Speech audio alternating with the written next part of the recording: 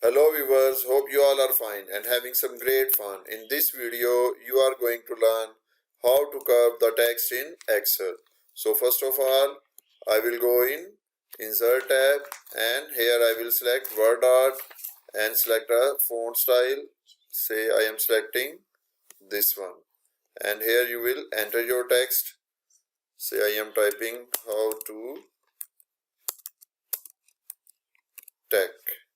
And now I will go in text effects, click on this and here you can see the option transform and there are lot of options available. You can see arc up, arc down and here are slope and chevron down.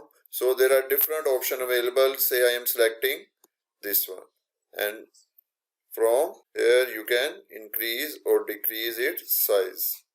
So this is how you can curve the text in Excel. In the end, if this video has helped, please like and share this video and subscribe our channel. Thank you.